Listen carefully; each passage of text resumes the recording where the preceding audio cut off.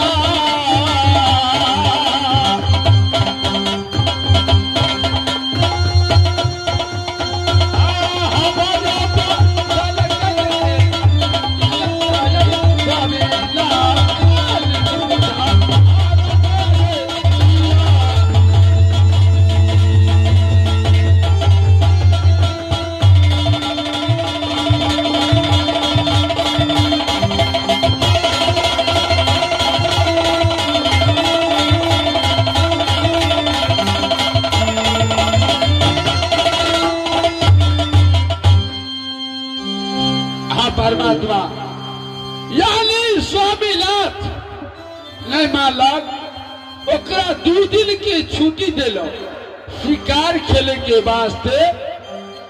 ओई समय में स्वामीनाथ की कहला जे स्वामीनाथ ठीक है अहाँ के छुट्टी दिला 2 रोज के लेकिन हमार बच्चन के हम पालन कर पूर्व के ओर जब शिकार खेलेला पश्चिम के ओर जब शिकार खेलेला दक्षिण के ओर जब शिकार खेलेला लेकिन उत्तर के ओर हाँ शिकार नहीं खेला। हाँ भगवान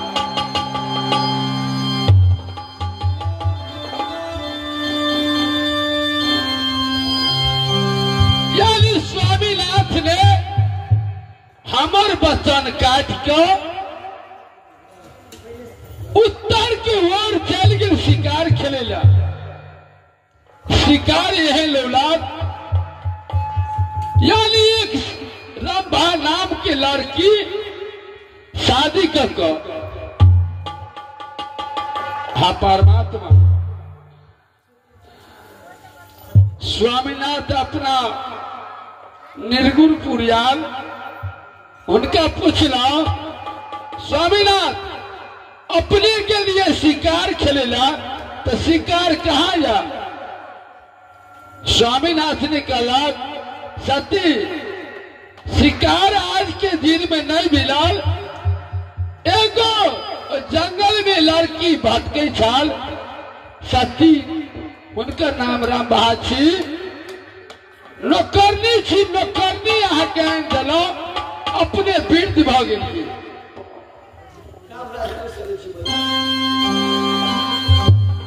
अपना बुद्धि होती काज अपना राज के नहीं होइया, नौकरनी आई जो अहाँ के आनि देलहुँ, ये अपना राज के चले थे, अपना राज पर बैठल रहा। स्वामीनाथ की कहलन सही बात। अरे स्वामीनाथ भगवान के समान होइया, अपना सोचलो सही बात।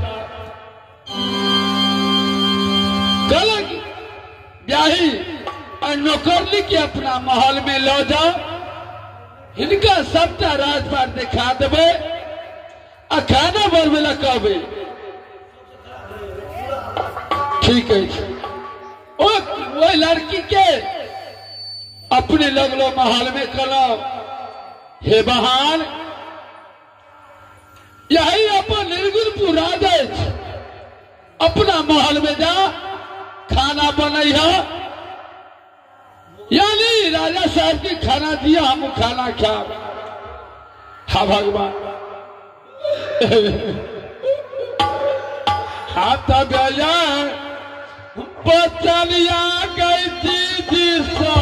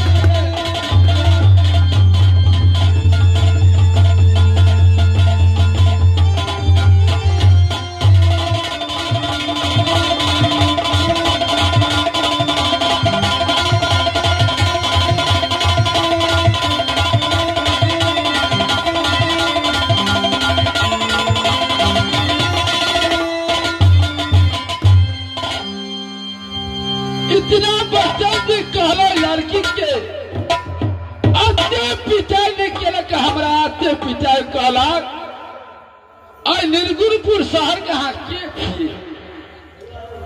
उनका कहना है बहान, हम भाई निर्गुणपुर किला के महारानी छी। बहुत मारपीट केला,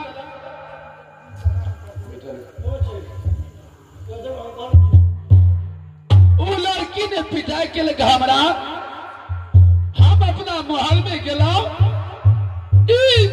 लड़की ने रंभा स्वामीनाथ की खबर करेलक।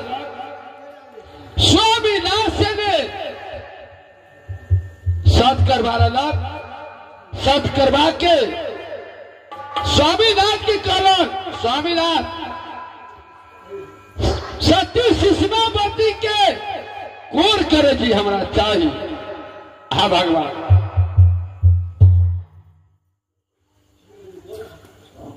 हाँ परमात्मा, स्वामीनाथ ने प्रेम के चंदन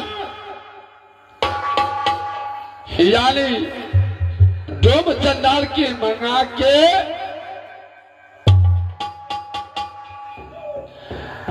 डोम चंडाल के हाथ पर धरा दिलक। डोम चंडाल के कहलक जे डोम चंडाल तू लगा एकर कोर करे जी हमरा हाजिर चाहिए। हाँ परमात्मा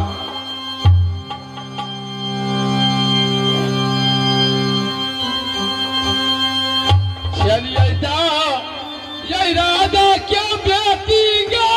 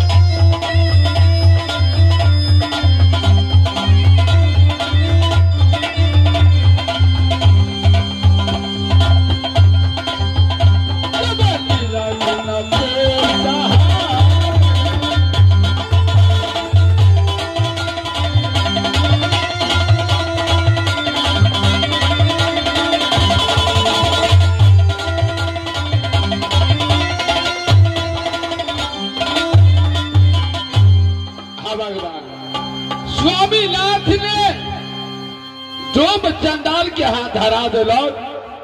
डोम चंडाल लोग कहा तू अगोर बल जंगल। हाँ परमात्मा वो समय में हमने 6 महीना के हेबल खेलो। डोम चंडाल अघोर बर जंगल में मारे के लिए तैयार भ गए। तो कहलिए ये डोम भैया अपने के मालिक को अलग एक जीव के हथिया कर लगी 2 जीव के यानी डोम भैया कहलक महारानी राजा साहब को अलग एक जीव के हथिया करेगा। करिए भैया जान हमारे बकेश दिया यानी हम 2 जीव छी।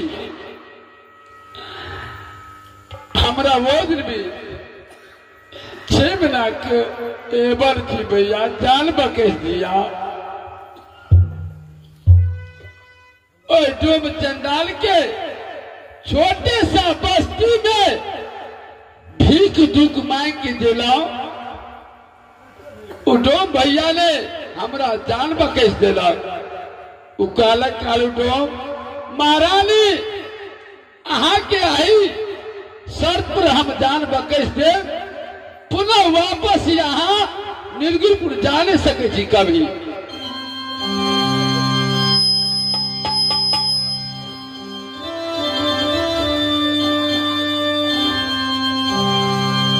अब परमात्मा ओ डोम चंडाल के बचन किलो भीख दुख मांग के देला, डोम चंडाल चली गई वापस निर्गुणपुर। अपने जंगल में भटका लगला, बाघ सिर की देखी आत्मा काले, हे परमात्मा बाघ सिर ने हमरा मार दिया। भटकल हिरनी बन जंगल गेला तो देवता बन देवी नाम की मिला। हाँ परमात्मा उनका धर्म की हम मां मान लो, हमरा धर्म की बेटी मान लो। छोटे सा झोपड़ी एक मोड़ दिलाक,